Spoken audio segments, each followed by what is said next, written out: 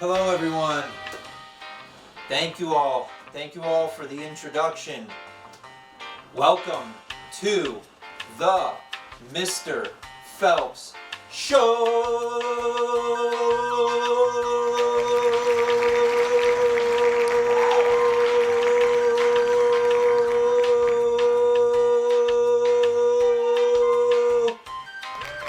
Thank you. Welcome. It's me and my coffee. Excellent. And as you notice, my couch is missing. I just sold it on eBay for a large sum of money, and I might be getting a new one soon. Who knows? But makes it a little challenging to interview, when I got my chair and my couch is gone, but we'll make it work because we think creatively, like writers.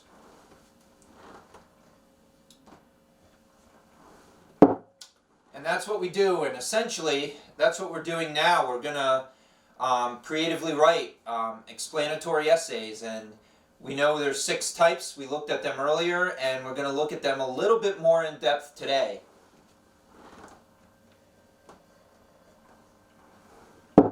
But you're all probably like, essays, they're super boring. Like, why are those important? Well, I'm going to throw a curveball there. In addition to learning about essays today, we're also going to have a game night, which is going to be fun, because playing games is fun. And I'm going to show you how each game, each one of those 6 games we play, can kind of relate to one of the 6 essay types, if you really make the connection. Without further ado, so you don't have to listen to me talk the whole time, I'm going to flip it over to the Oval Office, where we have several different politicians playing board games in Washington's cabinet. Why are we taking place there? Well, if you knew anything about Washington's cabinet, historically speaking, with coffee, Washington's cabinet was very heated, especially between Thomas Jefferson and Alexander Hamilton, and a couple others that were involved in there. Edmund Randolph and Henry Knox are the 4 politicians that were in Washington's cabinet. And, they were there to advise Washington and get some of his executive orders done. But they didn't always have the best of times getting along, especially Hamilton and Jefferson. So you're going to see how that all unfolds in a game night. So without further ado, I'm going to flip it over to my man Abraham Lincoln. And Honest Abe can tell you about the Oval Office, the show we have where we go into Washington's cabinet and get ready for the game night. Sounds like fun?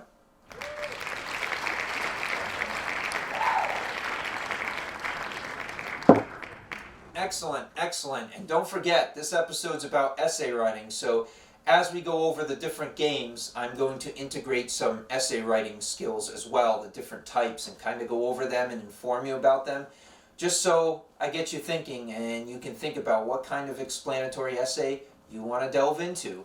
Alright? Excellent. So, let me get one last sip.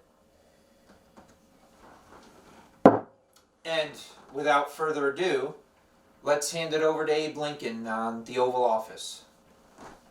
Take care, guys.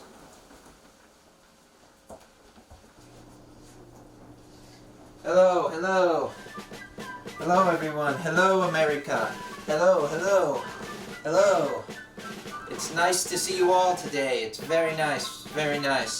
My name is Abraham Lincoln, and I am the 16th President of the United States of America. And I am here today as your host on the Oval Office. And why? Why me? Because they say Abe Lincoln, good man, cannot tell a lie. And it's true. Each of us presidents have a flaw, or maybe not a flaw, maybe it's a good thing, and that I cannot tell a lie. In any case, I bring you to the Oval Office, where today we look at the beginning of Washington's presidency. But we're not really here about George Washington. We're here about his cabinet members. You know, when George Washington first became president, he developed a cabinet. I have my notes right here. And in his cabinet, he selected 4 bright men to help him with his politics. You know one right off the bat. His name is Thomas Jefferson, the Secretary of State. Very nice man who wrote the Declaration of Independence. He also was a big slave owner, and you know, he was very good at words. And then there's Alexander Hamilton. Jefferson and Hamilton didn't really like each other. In fact, they really hated each other. But Alexander Hamilton was the Secretary of Treasury, and he couldn't pass up a dime. I mean, that guy knew everything about money. He was a great deal maker. He even voted for Thomas Jefferson later on in his life when he realized, you know what, he was the better choice over Aaron Burr. And then we got Henry Knox, who, you know, he became a big idol in war. He's the Secretary of War, and they named him after, or they named Fort Knox after him. And then, of course, Edmund Randolph. He's like the guy who breaks up all the fights, the Attorney General, you know. Hamilton, Jefferson going at it. We got Edmund Randolph. He's the guy who's just kind of there, the Attorney General who just really, really brings the peace. So, these 4 guys make up George Washington's cabinet when he was the president, which is one of the greatest presidencies of all time, according to many. You know, 7 years ago, they say, because it was quite a while ago, so gotta prelude it with that. And, you know, most people thought George Washington's presidency was one of the greatest presidencies ever, and I cannot tell a lie, so it was. But what people didn't know is what happened behind the closed doors with these 4 men. When they were in, Washington would have an order for them to start, you know, an executive order for them to come together and write about it. And while it seemed easy enough to come to an agreement, these men bickered and fought, and they did many things that would not make that deal a deal, and Washington had to get involved. Now, people don't know this. They don't know politics behind closed doors. But I'm Abe Lincoln, I can't tell a lie, and I'm telling you, that's what's happened. So, these men, they were trying to make an executive order, but it didn't go as planned. They were very good procrastinators, you know? And I got a deck of cards here, and, you know, these men, they played games. They let politics stay on the side, and they didn't get to it till last minute. Procrastinators, of course. And they did a lot of things that people wouldn't expect them to. Rather than talk politics and get to the point and service the people of the land, they played board games, and they played a lot of games, you know. They wasted a lot of time, and Washington might not have even known that they played games so much, you know. So it was kind of a tough time, and it, you know, they made me a bit angry because I wanted to play games with them, but they said, you know what, Honest Abe, you're too nice. You can't lie. You can't cheat. So you'd never win. And so I played one game of cheat with them with cards, you know, that game where you have all the cards like face down and you have to go 1-9, look around and make sure no one sees you trying to cheat if you don't have the card until you get rid of your cards. And then they said, you're a cheater. And they flip it over, and of course it wasn't a 9, and I got blown out of the game. So the point is I'm a terrible liar, but I'm an honest man, and I'm telling you, politics is more of a game than it is actually a government for the people. And I'm going to show you that in Oval Office, Washington's cabinet. We're going to take a look right now, my friends. So get prepared, and you will see the true story behind Washington's cabinet.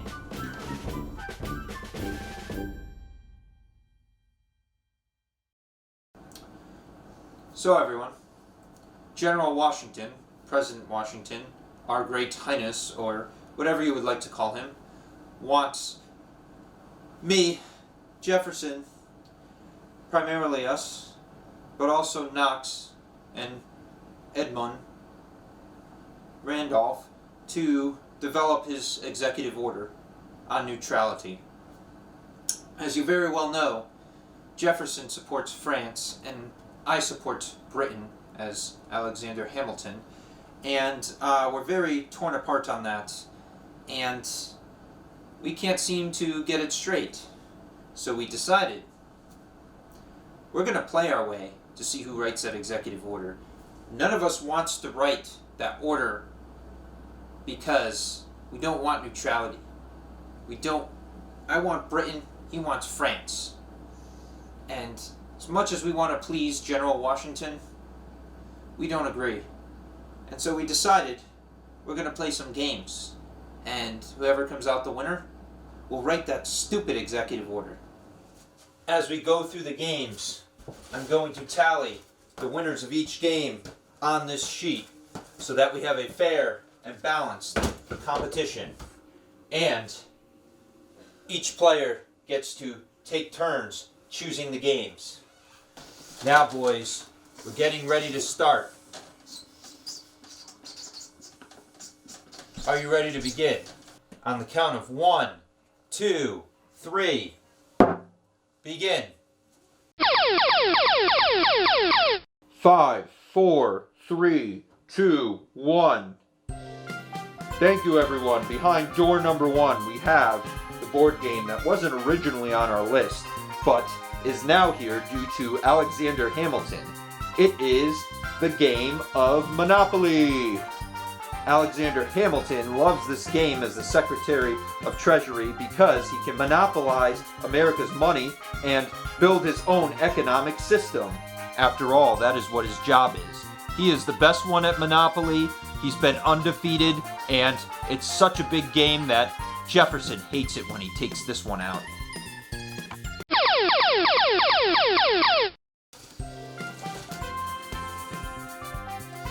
As the Secretary of Treasury, no one beats Hamilton at his own game of Monopoly. The hardest part, though, is not winning the game. It's choosing between the horse and the cannon. You know, I once was active in the Revolutionary War with the cannon and, you know, the horse. They're both symbols of that, and so hard to choose, but, you know, I gotta best Jefferson at this game because I am the king of Monopoly. That's just who I am, you know. Secretary of Treasury, I'm all about money. I'm gonna go with the horse.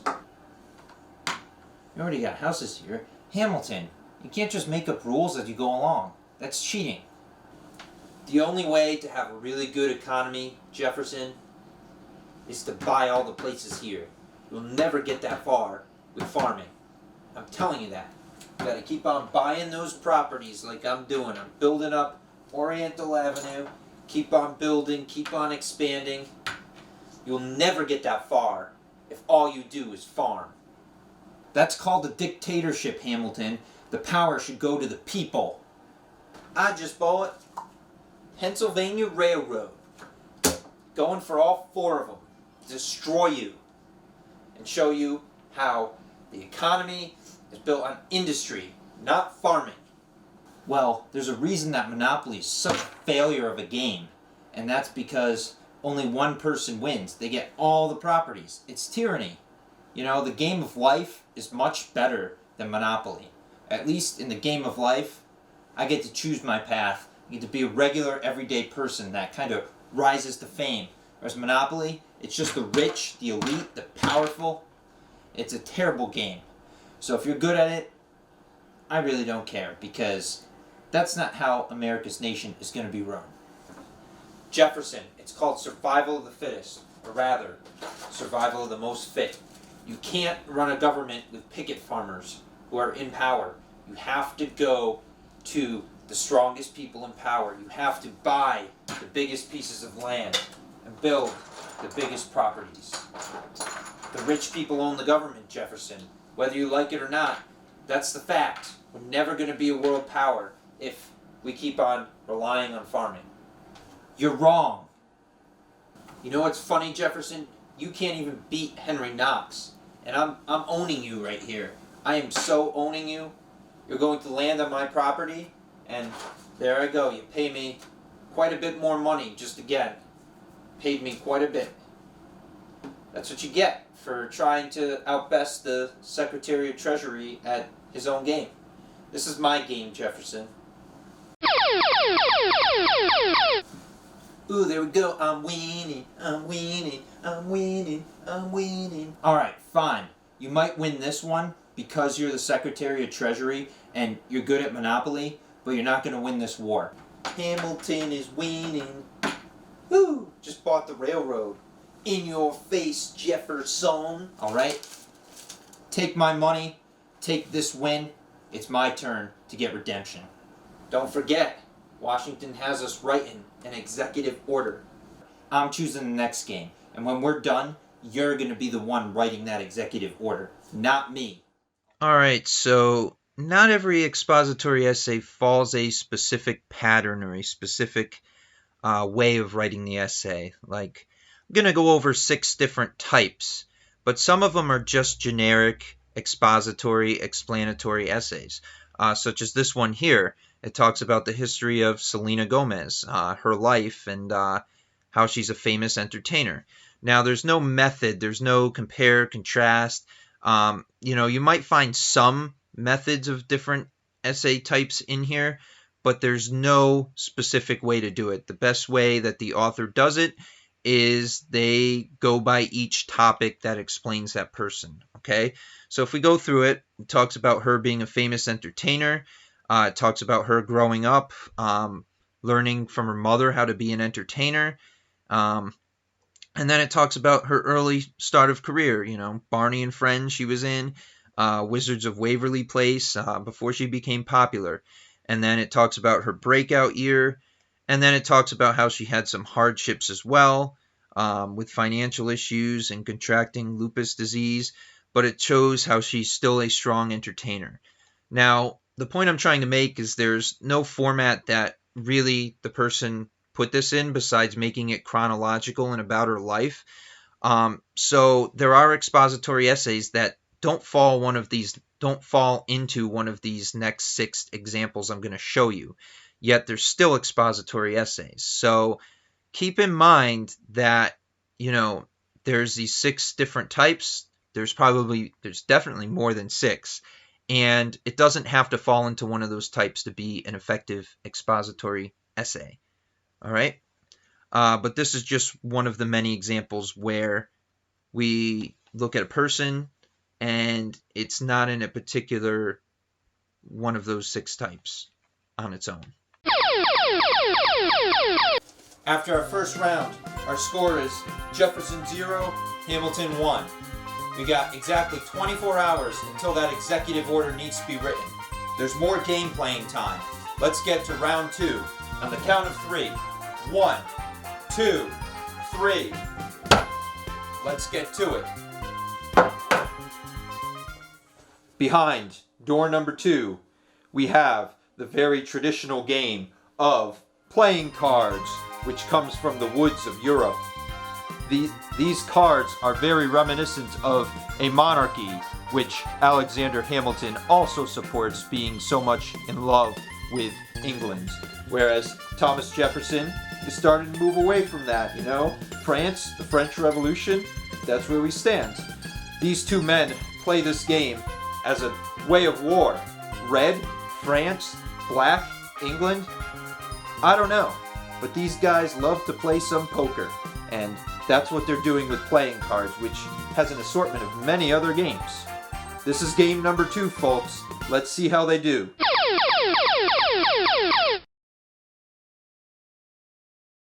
So Jefferson, cards is the best you got? I thought we were just doing board games. Of course you'd say only board games because, that's the only games you're good at. It's the only games you can cheat at, Hamilton. You can't cheat at cards, because I'm too good for you. Even if you cheated, I'd still beat you. Oh, shut up. I can beat you at cards any day, you amateur. Randolph, deal us in. I'm gonna beat you, Hamilton. You're going down, Jefferson. Let's play some Texas Hold'em. Texas? What's Texas? We'll find out in 1845, but for now, Let's just play. Poker face, poker face. Poker face, poker face. Are you trying to ruin my concentration? How dare you, cheater. What, you can't take the pressure, Hamilton? You know I'm gonna cook you in this game, so bring it, man. Remember, black stands for Great Britain. If you're calling black the Kingdom of England, then I'm calling red the Kingdom of France. Let's play it to the cards. You know, it's too bad we don't use the jesters, because you'd fit right in with your policies, Hamilton. You'd fit right in. You're too funny, Jefferson. Oh, look, he's cheating. Knox, he found it in his sleeve. That card wasn't there. I knew it. Knox did it. He put that card there. He's such a big cheater. Hamilton, he's always a cheater. He's a nasty Federalist cheater. He should lose for that. I should automatically win. Ah, the tension is rising. He should not be allowed to cheat like that.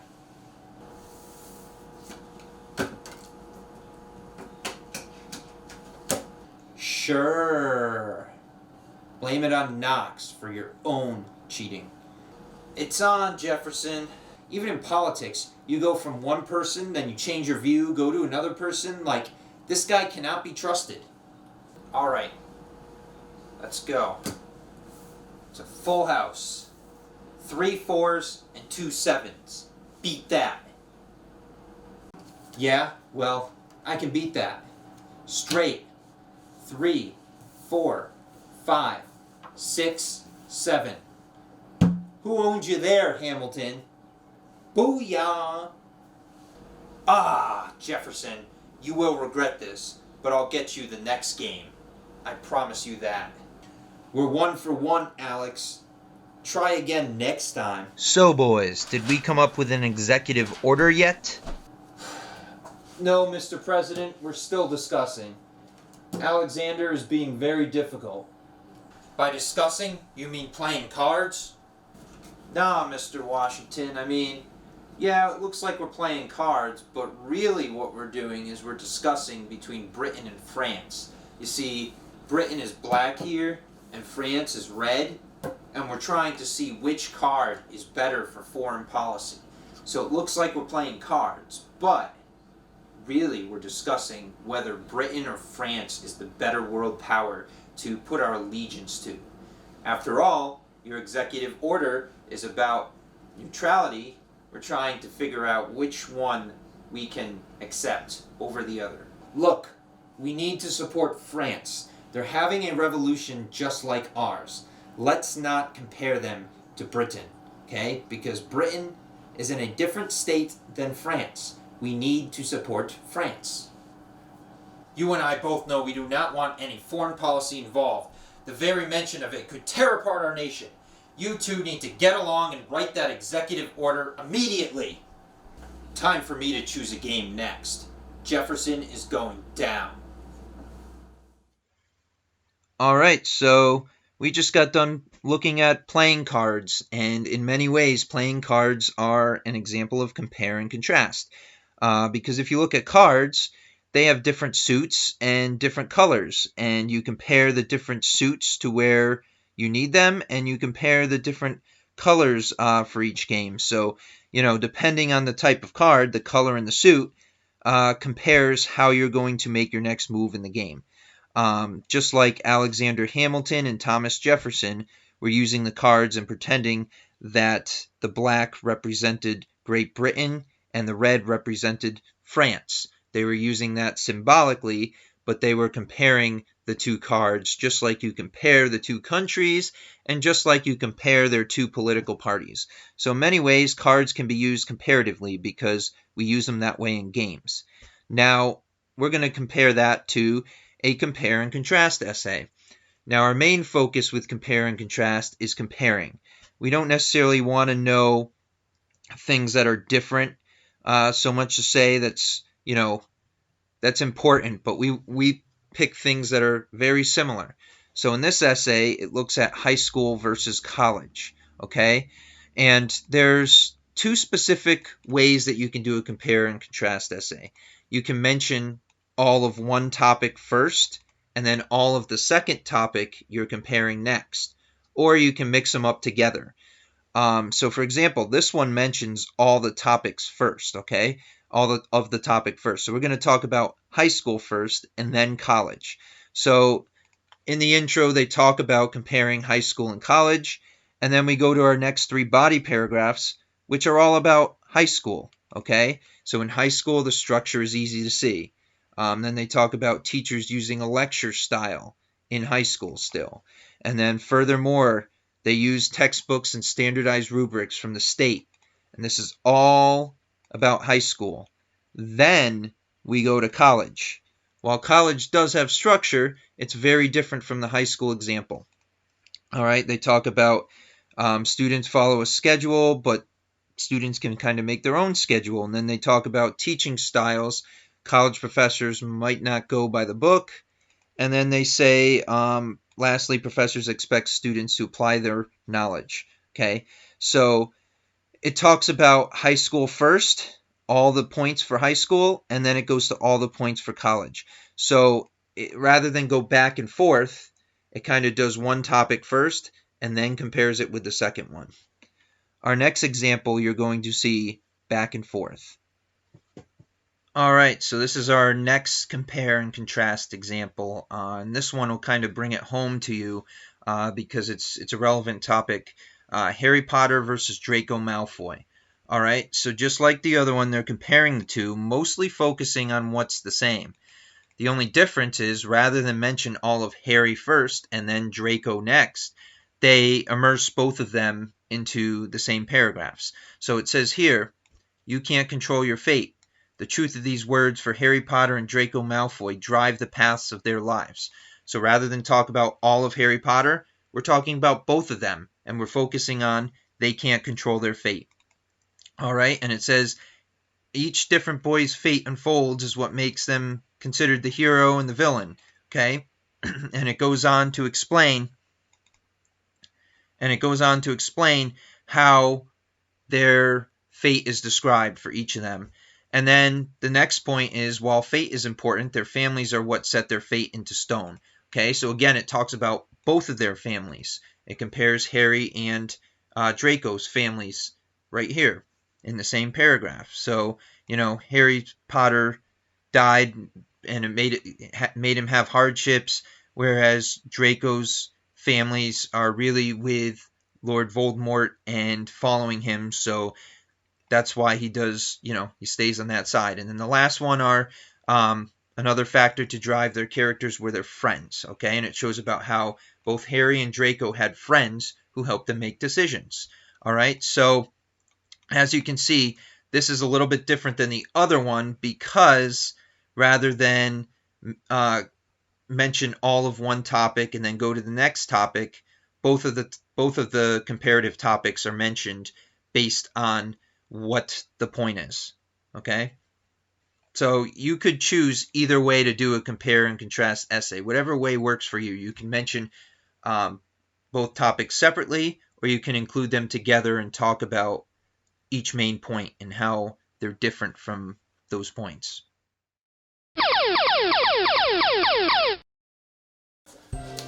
After our second round, the score is tied. Jefferson won, Hamilton won. We're in a heated match. We got 22 hours left until the executive order needs to be written. Let's get going to the next round, folks. Behind the next door, Jefferson is so excited to present the game of Scrabble, where every word counts. Why Jefferson? Because he is the writer of the Declaration of Independence, so he's ready to show down Hamilton to show him how words are stronger than numbers. Well, here we go, folks. Let's see how they do. Scrabble, the game where every letter counts.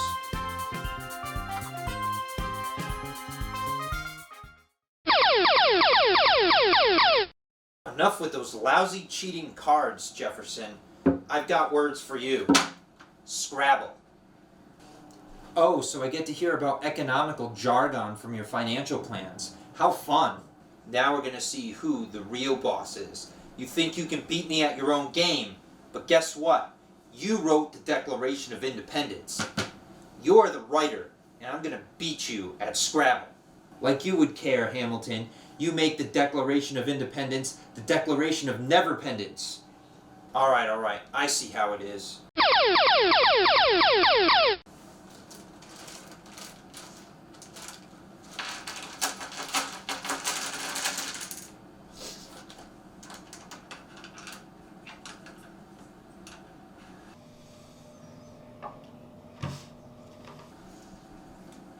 Alright, first word of the day is boy. B-O-I. It's like the rapper's way of saying boy. Boy? Like, that's not even a word. Come on, man, you can do better than that. I'm surprised I'm even counting that. It's terrible. Like, if you went to the dictionary, that would not be a word. I guarantee. We can ask these guys right here. Come on, Randolph, can you prove this one? Prove it for us. Boy, spelled B-O-I, is not a word. You know what, Jefferson? You're just a little crybaby. It's still a word. And you just got toasted, man. It's what you use when you have nothing better than financial terms to go over because you can't beat the real guy who wrote the Declaration of Independence, huh? You want to ask Randolph? Randolph, get the dictionary. Why do we even need to check with Randolph? Because, to be honest with you, this isn't a word. So that's a violation. You can't even use the dictionary to say this is a word because it's not. You fail. Come on. We got a debate here. Look, Hamilton, you can't have a loose interpretation of the Constitution. Just like you can't have a loose interpretation of the dictionary. If that's not in it, that's not a word. You can't just make it a word because you want to. Just because you want to win. I didn't bend the truth, Jefferson. I just beat you fair and square. That's what it came down to. Fine. Whatever. I can live with it. It's one word. Just one word. You get away with everything, Hamilton. Even with Washington. I don't know what he sees in you. Alright, well, I got this one, Hamilton. You got bud. Bud. Declaration is a budding way to start a new country. I'll show you, Jefferson.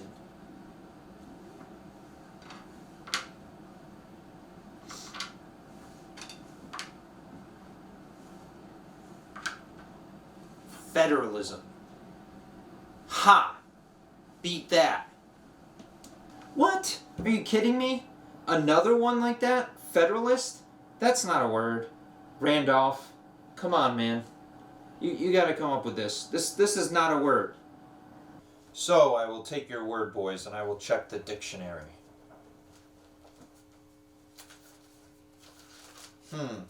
It seems that federalism isn't in here. But I must say, I know that federalism is a word. It's a word and a movement that we started. And, of course, it's not going to come up in our pre-20th century dictionaries, so that does make it a challenge for a game night. I kind of side with both of you. I mean, Hamilton, you have a point. It is a word. But Jefferson, you're right. It's not a word that's documented here, so it makes it a little difficult. And I can certainly tell you that boy, spelled B-O-I, is not a word. This is a very difficult predicament, friends. But let's go on. I will figure this out. Beat that. The man of words just got beaten by the Federalists. What? No. That's bogus. That's bogus.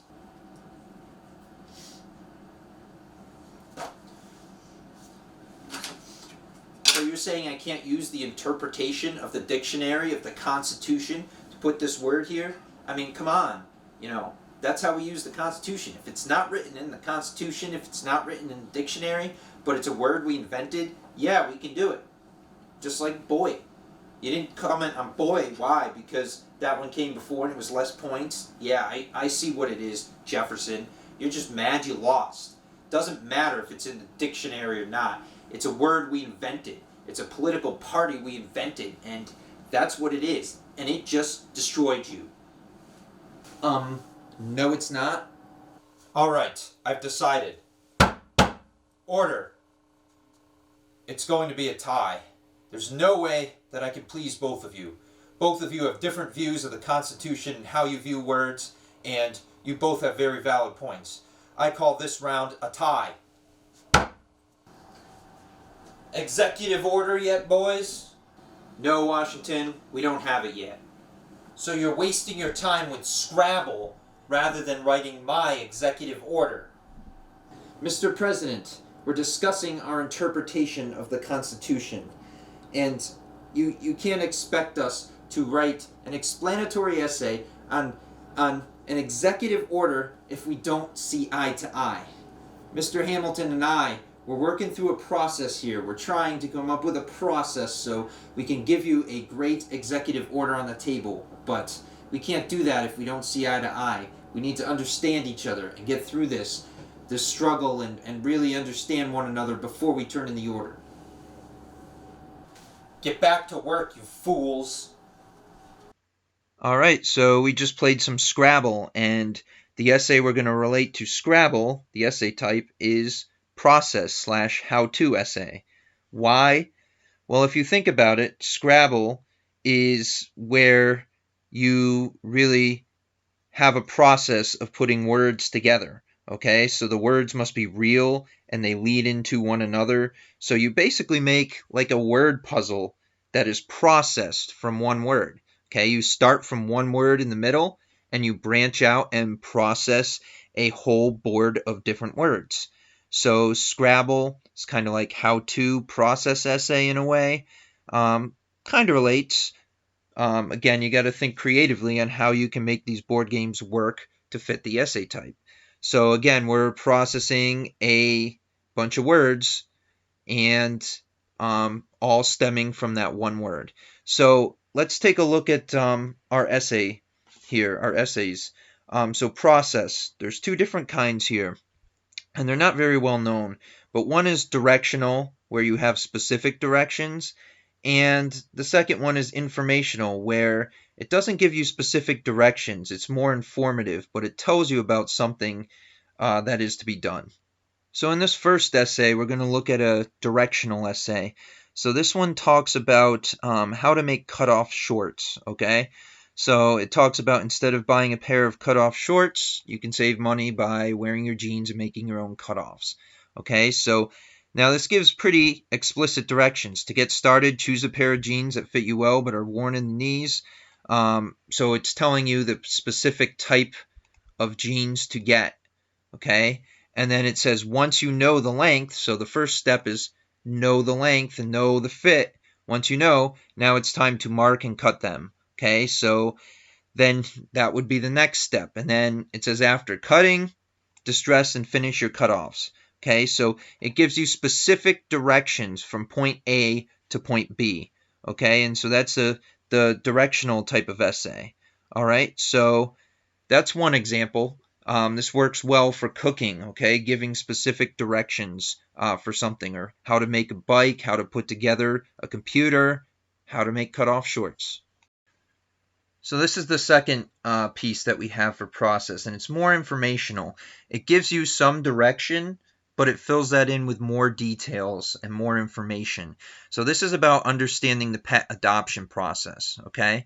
And it talks about how it can be a bit confusing and you need to take the time to find the right pet. Okay, so then they go into steps. The first step is choosing the right pet.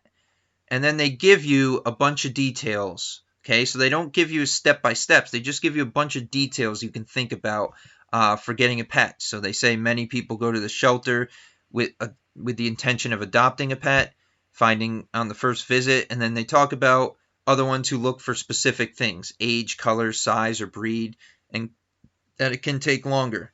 So they talk about when considering a new pet, you know, you have to keep these things in mind. It's not so clear cut, okay? And then the next part is that They talk about telling the workers at the shelter, and talking about the price and things like that. So it's not as clear cut as the other one. It's still, is a how-to, still is a process, but it's not as clear cut with the rules. It gives you more to think about, more information, to make you think about the process.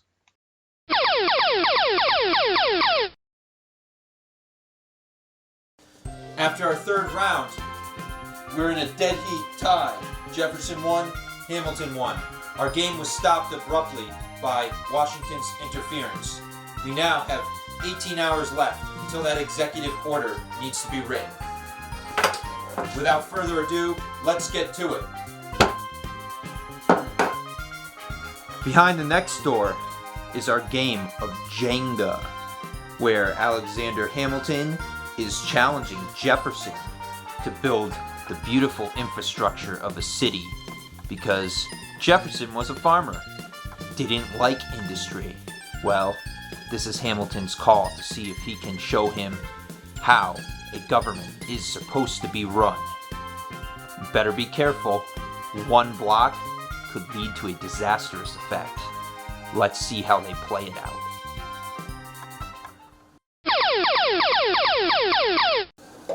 Alright, so let's... Better not call this team building, Hamilton. It's not team building, okay? Everybody says building a tower together is team building, but it's not. You destroy towers. I build them. Jefferson, you have to build America up, make it strong, make it have fortitude, like this stack of Jenga blocks. You don't know a thing about infrastructure, like me. You don't know a thing about a strong economy and building it up to make a stronger nation. And that's why I'm going to win this game and you're gonna lose. You do realize, Hamilton, once we start pulling the blocks, your perfect nation is gonna fall apart, because it would never work in the first place. You gotta realize that. See this tower? It's infrastructure, but you wouldn't know, because you care about farming. And now I'm going to show you why being a farmer is a failure. Because I'm going to make you bury this building.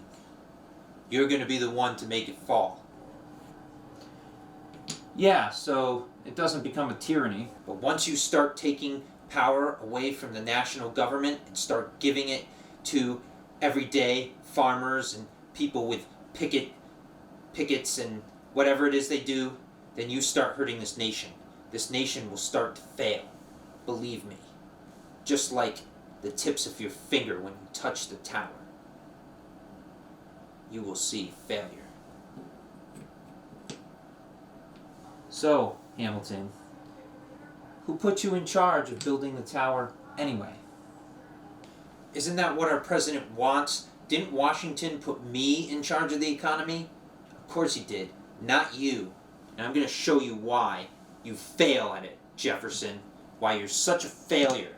You should stick to writing the Declaration of Independence, because that's the only good you'll ever do. Why can't we have the people of the different nations come together and develop strong states instead of a central government where the rich are getting richer and the rich are the controlling force? Can't you see, Jefferson? The more blocks we have, the stronger we stand. Don't you realize that? You take away these blocks, you weaken our nation. We're no longer in a monarchy, Hamilton. You may have an idea for a strong nation, but the effect of what you want will only hurt the people, only hurt the regular everyday people of our nation.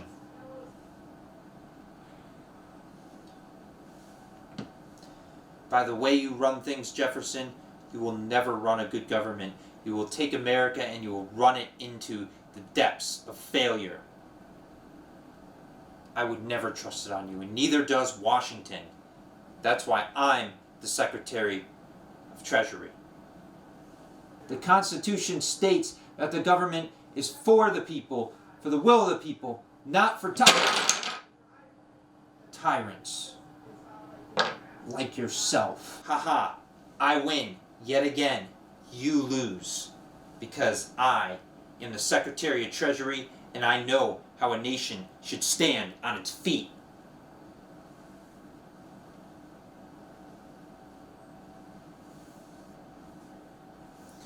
You might have a noble cause, Jefferson. I'll give you that. You might have a noble cause. But you will run our society into an abyss.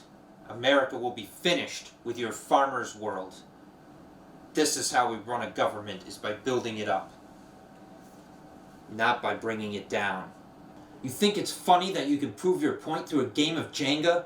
It might be 2 for 1, but I'm not done yet, Hamilton. You won't win this war. Now, the game we just looked at was Jenga, and that is a perfect example of cause and effect, where one person pulls the block, it affects the next person's turn, and eventually the whole tower comes tumbling down. Well, it's a perfect example for cause and effect because we see the cause and it leads to an effect. Now, I'm going to show you cause and effect essay example. So this one's got an outline here to show you kind of one way you can set up cause and effect. Okay, so you can see the introduction. We kind of have what we talked about for introductions. And then we go to body paragraphs. We have our topic sentence. And then we have cause 1 and effect 1. And then we go to topic sentence, cause 2 and effect 2. Topic sentence, cause 3 and effect 3 for each body paragraph. So this is the back and forth method, which is similar to the compare and contrast essay when you go back and forth. So you can follow this format for cause and effect. You can also follow a different format, which I'm going to show you next. All right, so here is the second example of cause and effect essay, the way you can set it up. This time I'm going to show you an actual essay. This one's on homelessness. As you can see in the introduction, they set up their topic about what homelessness is, give some statistics, and then down here they put all their causes together. Okay, so they talk about what a homeless person is by definition. They talk about social support services and the individual stories of each person going through homelessness.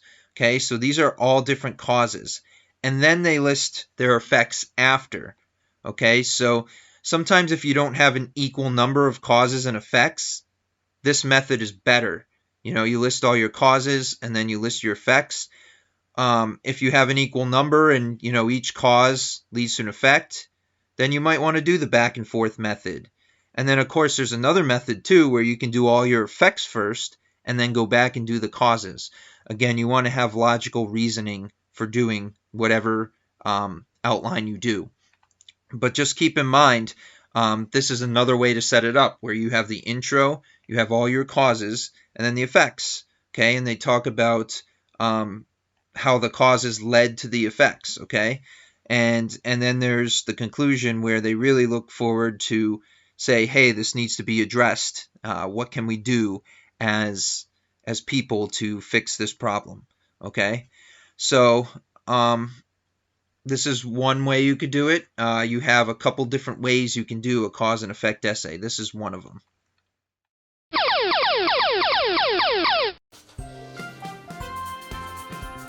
After round 4, we see Hamilton take the lead 2-1.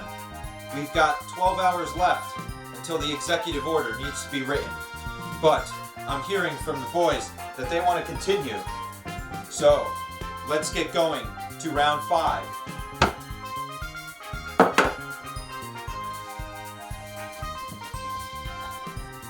Behind this door, again with that wordplay. You see wordplay all over the place, and this time it's with apples to apples. The game where you choose a category and everyone must contribute by putting in the card that best fits that category. Well, we'll see who prevails in this one. Let's go. Apples to apples, baby.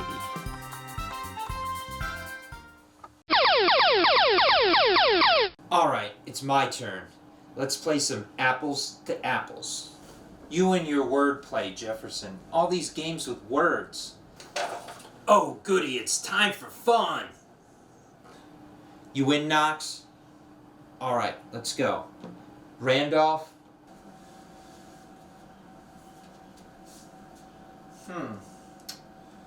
What is this game? The problem is, Jefferson, I'm not sure I trust you. I mean, I think we need to get Randolph here to be the judge because I just don't trust you with this game. You're a cheater. You're a natural-born cheater. You even cheated the Declaration of Independence. Like, how do you cheat that? Fine. I will be the judge, since I preside over you and Hamilton's arguments anyway. You're not going to get me with apples to apples. I mean, I am the man of words. I wrote the Declaration of Independence. This is my second chance to defeat you, and, well, let's be honest here. Categorizing words, I'm exceptional at that. You see, Randolph, we each throw a card that's similar to the category that's here. It's almost like categories. So you put the card down and we each throw in a similar card, and you have to determine which card wins out of it. Which card fits the most, or which card's the funniest. Like, that's how you play.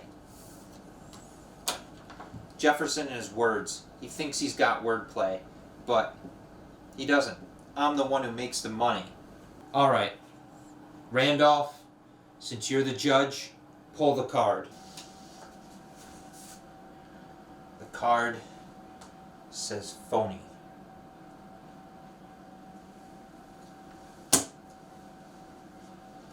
I got the perfect card for this. You think that card's perfect, Hamilton, don't you? I got this. So Randolph, you get to be the judge. You can take the cards. You determine which card wins. Okay? You determine which one of us wins. Okay? Yes, we're still fighting over that executive order. We gotta get it written. We don't have much time left. And you know what? We're sitting here and we keep on challenging each other. It's good fun, but we gotta crack down and really determine who's gonna write that order. And that's why we're doing these games. Alright, so the cards are as follows. Aaron Burr, Backstreet Boys, and Democratic Republicans. How cliche. Republicans are certainly phony, sir, are they not? Backstreet's back all right! Backstreet Boys. I've never heard of that. But Democratic Republicans? Ooh, look! Hamilton is poking fun at me because of my political affiliation. What a baby. Your policies are terrible, Jefferson. Everybody should make fun of it. But are my policies worse than Aaron Burr? He's rising in the Senate, and he wants to unseat Washington. Well, I've got to say, you do have quite the point, Jefferson. Look, Randolph, politics shouldn't dictate an honest decision. Aaron Burr says he's a Republican, but he acts more like a Federalist. He's a phony. This is a tough one. You know, for an Attorney General, this is one of the toughest cases I have to crack, and it's funny because it's a game of cards. Don't side with him, Randolph. Come on. You're a Federalist, too. Again, I must say, he does have a point, Hamilton. Order. Look, you guys might be Federalists. Knox, Randolph, Hamilton, of course. You think you're everything. But half the nation still sides with me, Jefferson, and the Democratic Republicans. You can't deny them.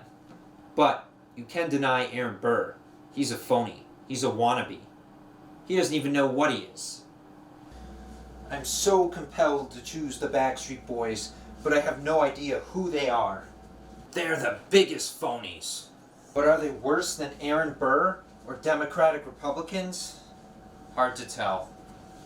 Burr just wants your votes, but he has no agenda. True Democratic Republicans and true Federalists both have agendas. He has none. I must say, Hamilton, I'm sorry, but I must go with Jefferson. He makes the better case for this one.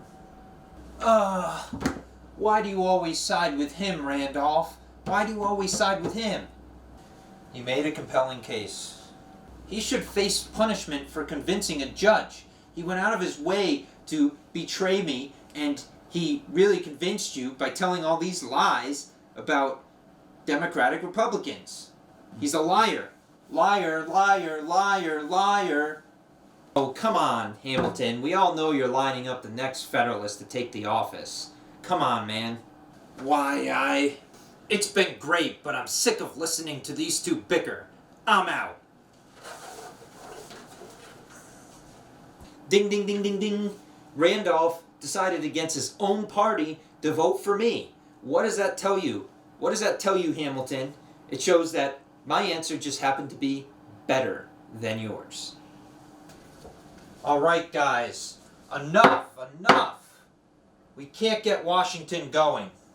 Why couldn't I have a Benedict Arnold card? I would have definitely won this. Come on. These were fake cards. Wow. What a poor sport, Hamilton. You're an absolute poor sport. Arr! I quit. Who's 2 for 2 now, Hamilton? In Apples to Apples, each participant gives an example that meets a larger category. Then the judge determines which example best fits that category. So in many ways, Apples to Apples is a game of categorization, all right? Because you have a big category, and each person contributes and adds a piece to that category. And ultimately, the judge determines which one is best. But we see it as a game of categories. So, the next essay type we're going to look at is called the classification essay example, or categorization essay. And this example talks about different types of diets. Okay? What the writer does in the beginning is define what a diet is. A diet can be described as a plan for drinking and eating that is fixed to the amount of the types of food and drinks that one has to ingest in order to achieve a specific lifestyle. All right, so we know that that's what a diet is. And then the writer goes on to explain different diets for each next few paragraphs. Okay, so they talk about the most popular diets are those which concern changes in weight. And then they talk about different factors. And then they go to different types of ways that you could need diets, okay? Many diseases are associated with lifestyle, and therefore many diets are prescribed by doctors to people who suffer from diseases, okay?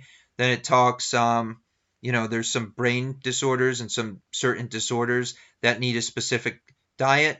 And, there's others that have views and values. There's vegetarians, okay?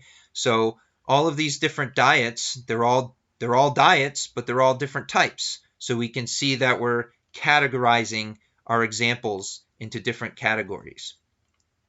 All right, and this author also had a works cited, and then they really go on to talk about, dieting. One should choose a diet that best fits for their circumstances, and that's kind of what the conclusion points out here. So as you can see, just like Apples to Apples, where we split one idea into each person's viewpoint, we now have a classification essay which looks at different ways to classify a different topic, like diets. And would you look at that, people? We are tied again. Jefferson 2 to Hamilton 2. We have 10 hours left, and we're going to continue this battle of games. All right, so let's get to it. Behind our next door is a very peculiar game where one draws a picture and the other one has to guess that picture or that definition or whatever that thing is on that piece of paper. Well, people, this game is called Pictionary, and we are seeing the challenge right now. Is this an apple or is it a pumpkin? We may never know. This game could also be extended to charades, where instead of drawing a picture, one can act it out and the other one has to guess what it is. Basically, we're trying to guess the definition or what the picture or what the actions symbolize or represent or really are. Look at me, I'm Jefferson, and I'm so cool. Well, you know what? I got just the game for you, Jefferson. You think you can beat me? Well, now we're going to do a couple different things, okay? It's called charades, but you can do it in a bunch of different ways. I got a board here. You can do Pictionary, or you could do charades, or you could just simply do whose line is it anyway, and you have to guess who it is. All right? So let's get going. Oh gosh, you have to go down that road, don't you? You grab my notes, and this is what you're going to have to do. I am going to draw a scene and I'm going to act it out. And you have to guess who I am. You get 3 guesses, 5 guesses. I'll be nice, give you 5 guesses. You fail, I win. So what do you have to do? You have to guess the definition of what I'm going to do. It's almost like a definition type thing, okay? Like if I drew it, you have to guess what it is. Or if I act it out, you have to guess what it is. Okay? It's like improv. But you think you're so cool winning that apples to apples? Well, see if you could take me on here. Because I'm going to own you. How fair is that? I demand a judge. Randolph, I will preside here as the game unfolds. Hamilton, please tell me what you represent so I can hold a fair and balanced game. All right.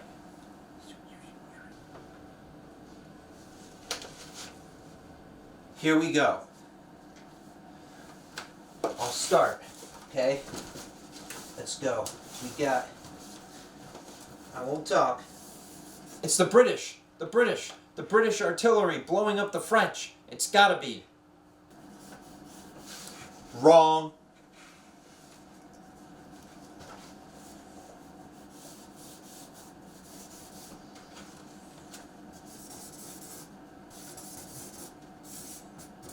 It's a Federalist shouting his viewpoints at a Democratic Republican. Not good enough for you? Fine. I'll act it out, alright? You're still wrong. It's John Adams. It's John Adams. You've been wanting him to be the next president. It's gotta be him, John Adams. You fail, you fail.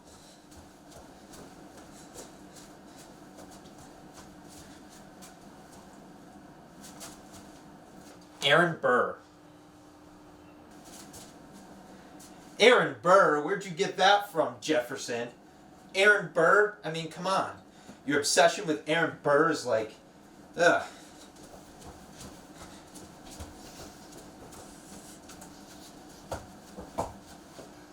Alright, I gotta choose something non-political here. Non-political, because I'm just gonna go down that road for this one answer. Horse race. Nope.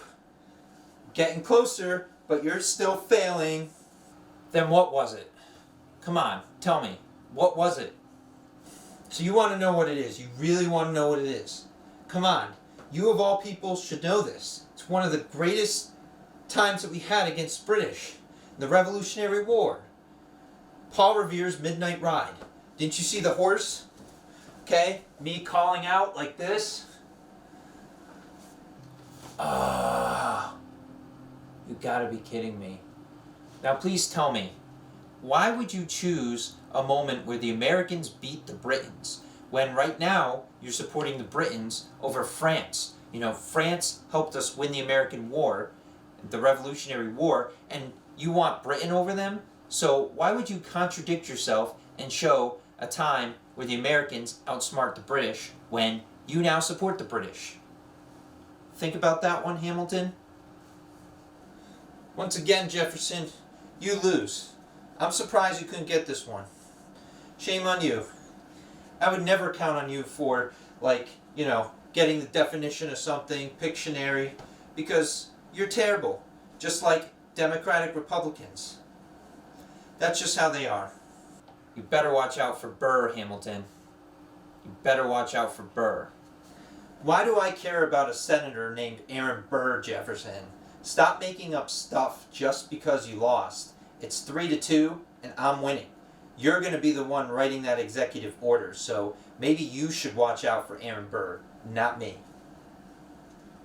All right, we just played some Pictionary and charades, and that really helped us look at how you can figure out a word or a feeling through a series of pictures or actions. Okay? And this is kind of relative to a definition essay where you give a definition up front and then you give examples of how you can meet what that definition is. All right, so just like we act out concepts to define and find a word, in a definition essay, we provide examples and detail to show a concept. All right, so in here, there can be two different kinds, and I have two here. So we have Wi-Fi as a concrete definition essay, and we have bravery as an abstract. Now, usually concrete means it is something you can see or something that isn't really a feeling. It's something out there. It's oftentimes you can say it's something you can hold, but you can't necessarily hold Wi-Fi, but it's something that's cut and dry, something that's out there, something that people don't necessarily look at differently because it's concrete. Like Wi-Fi, if there's a science to it, it's done the same way.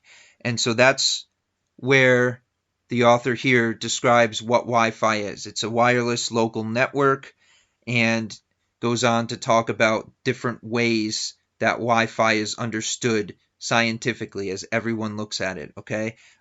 Giving concrete examples of throughout the world. So because of Wi-Fi's widespread use and popularity, Merriam-Webster added Wi-Fi to its dictionary in 2005. So these are things that can't really be debated so much. It's just what Wi-Fi is and what it's been seen as since it's been invented.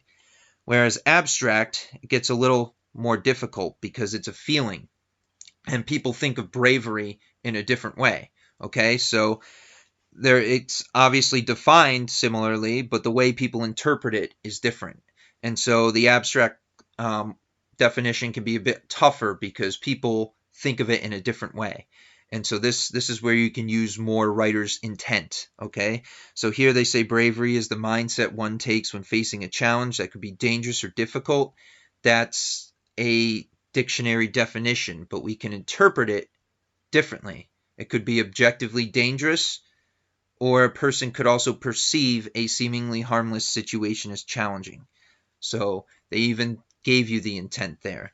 So as you can see, definition is basically you're defining whatever you're talking about through a series of examples and through evidence, concrete evidence. But you can also have a little bit of intent there if there's some if it's an abstract concept, okay? So they even mentioned some examples here. Bravery in every community, and you go on and give the examples. So that's a definition essay for you where you're given a word or a concept and you define it through a series of descriptions, examples, and evidence. All right?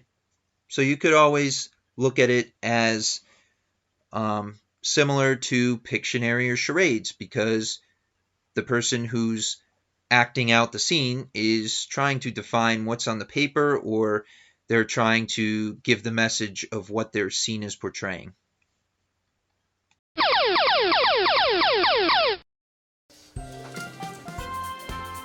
In a normal competition, Hamilton would win, taking the best of 5, 3-2. But these boys don't want to give up. With 5 hours left, we're going to the next round. Let's get to it. Behind this door is the lovely Battleship. Our Secretary of War, Henry Knox, is the greatest one at this game, undefeated record. Well, today he's going to be taking a back seat and letting Jefferson and Hamilton play, who are each playing for the support of their foreign country, France or Britain. Let's see how they do. Well, I must admit, Jefferson, you did pick a pretty good board game this time, but you're still not better than Knox at it, nor are you better than me, so I'm going to put this one away. It'll be 4-2 when I'm done. You'll be right in that executive order. Take your battleship.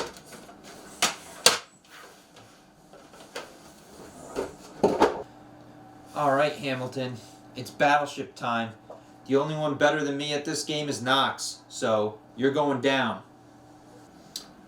Alright, I'm ready. Got you on my radar. I see the SS Française going down, man, because Britain is the one. My Federalist radar is going off. E5. Haha, miss. Randolph, check. No cheating, Mr. Hamilton. It's a hit. Cha-ching, cha-ching, cha-ching. Oh yeah. Come on, Randolph. Why are you taking his side? You telling him that he got a hit? I mean, you know, it's not like I'm really trying to cheat here. It's like this guy. He's the one who really got out and is making all these terrible calls. E6. A5. Federalist radar going off. E7. Radar, radar, radar. Ship detected.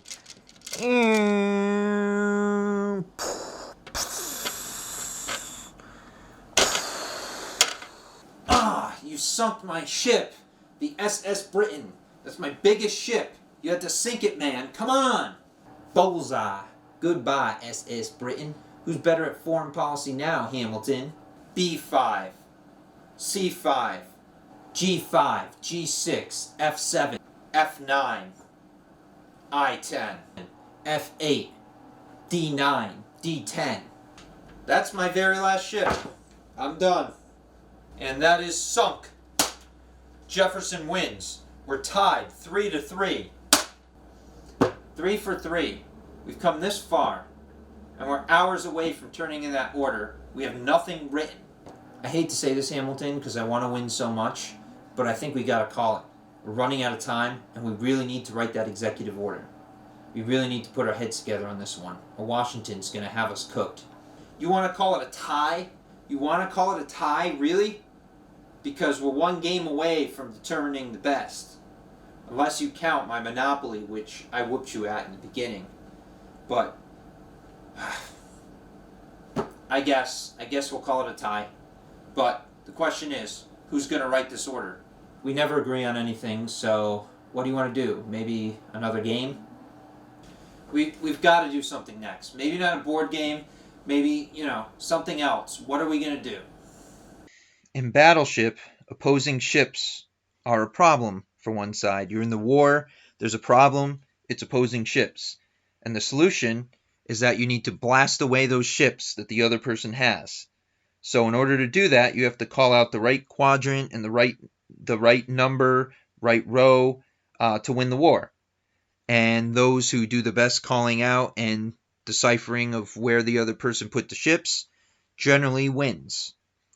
All right, so we're going to compare that to a problem and solution essay. There's a clear problem, and you need to find a solution. Now, this could really be applied to any game if you think about it, because every game has an objective and a solution to that objective. But there are many games that have more chance to them than others. Battleship, there's a little bit of chance, but once you figure out where the holes are, you know where the solution is by blasting the right row and the right number. Similarly, problem and solution essay poses a problem and then finds a solution as you get through the essay. It's very similar to cause and effect essay. In many ways, it's almost the same, but it has some slight differences. All right, so we're going to look at deforestation. This example is kind of broken out into parts. Okay. So they talk about a bunch of different causes for deforestation. Overgrazing, shifting cultivation, fuel wood, forest fires, timber, industry establishment, violation of forest diseases, landslide. Ton of them there. We got 9. And then they give a solution at the end. Okay, the jungle is an essential natural reserve for any nation, and deforestation slow down a nation's growth. To encounter the necessities of the growing population, simple resources might be attained only with the help of afforestation. Okay, so they talk about putting plants in the ground to help growth. Okay, and Moreover, the nurseries have a significant part in increasing the coverage of the forest areas. So they talk about putting plants in the ground and growing them to fix these problems. So a good way to look at problem and solution essay is 1, introduce the problem, as this writer does. Make the reader care. You want to give examples, shortcomings, things that really make the issue relevant. Outline a solution, and then paint a final picture. Think of what happens if this is done. So you can see it's kind of very similar to cause and effect, because a lot of the problem is cause and a lot of the effect is solution, or at least if you have effects, you can look toward a solution. So they are very similar in that regards. So if you look at Battleship, you see that the solution is to get rid of the opposing player's ships. So the problem is that the opposing player is at war with you. So you need to choose the right numbers and rows to eliminate those ships. And that's kind of your solution there. Here, maybe not so cut and dry, but the point is that you can look towards a solution.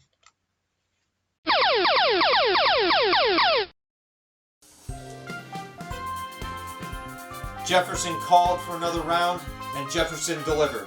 We're tied up 3-3. We only have an hour left. I think the boys should call it for the night and start writing that order. But I don't know. We'll see. We'll see. Let's get going. Don't make Washington mad, boys.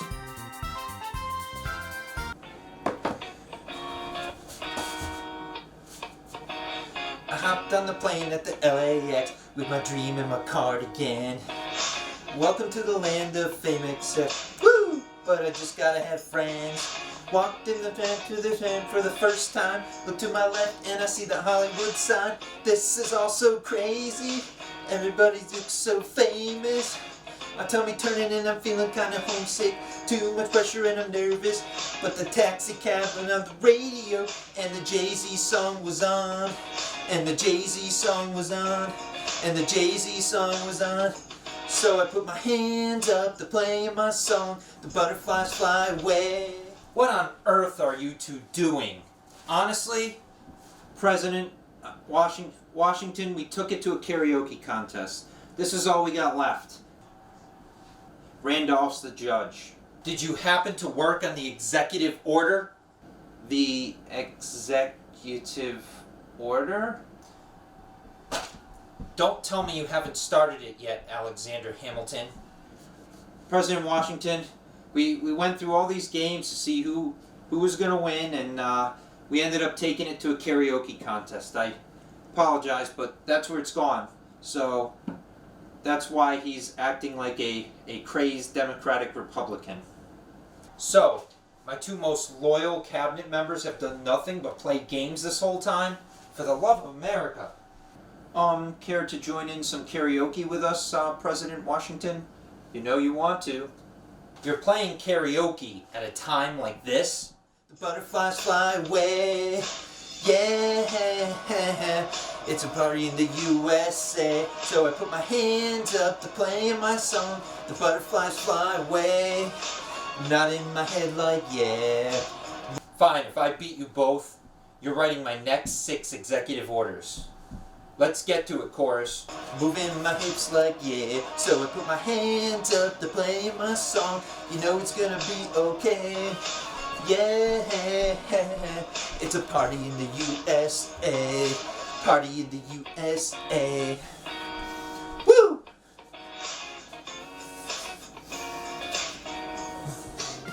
At this point, who knows what? We're just having a good time. Alright? Let's have some fun. That's an order. Hello all, I welcome you back. Again, it's Honest Abe Lincoln, the 16th President of the United States. And I'm just here to conclude our show of the Oval Office, where you finally got to see Washington's cabinet and the 4 men that were there bickering, playing games, having a good time, putting politics on the side. know, they spent more time playing games than they did servicing the people around them. And of course, the two biggest culprits, Thomas Jefferson and Alexander Hamilton. You know, bickering, hating each other, playing games, criticizing each other. That's what it was in Washington's cabinet. And, you know, that's how they spent those meetings in his presidency, you know. Might have been the best president ever in the United States of America, but people didn't know what happened behind the scenes. Anyway, it made me a little upset that I couldn't play in their presidential games, and so I started playing a bit of solitaire here on my own, and as the show went on, and Steve keep on going with that, playing solitaire, because, you know, that's a game where I cannot lie, and that's not something I do. Anyway, I want to thank you all for coming. Hope you learned a bit about these, you know, presidents going off and at it and with each other, and you know it's true because Abe Lincoln can't say a lie. So I thank you all. Have some fun, and we'll see you next time on the Oval Office. Thank you, thank you, thank you. Well, what'd you think of that, guys? What'd you think of that? I think they deserve a round of applause and a cup of coffee. We haven't completely instilled karaoke into our show, but maybe that's something to come in the future. You know, everybody loves a little karaoke here and there, especially a bunch of presidents or politicians getting up and doing karaoke. Makes it a little more fun.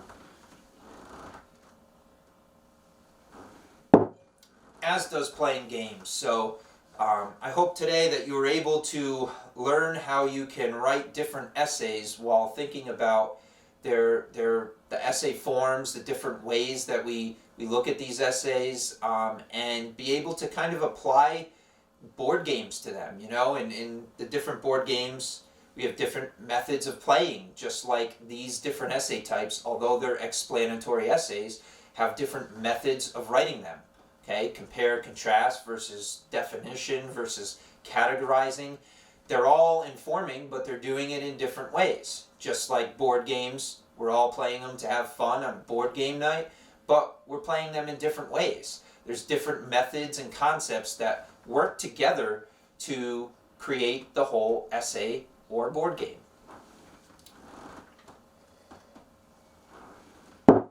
And that's essentially what we're learning today. So, you know, it's a way to be creative, to kind of like write your own essay or put coffee in a cup.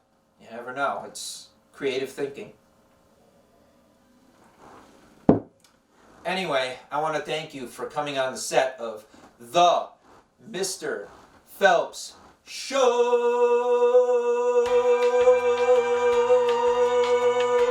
with coffee. Thank you all, thank you all. We'll see you next week on the Mr. Phelps Show. We'll see you next time, all right? Hope you enjoyed. Don't forget the coffee. Thank you, thank you.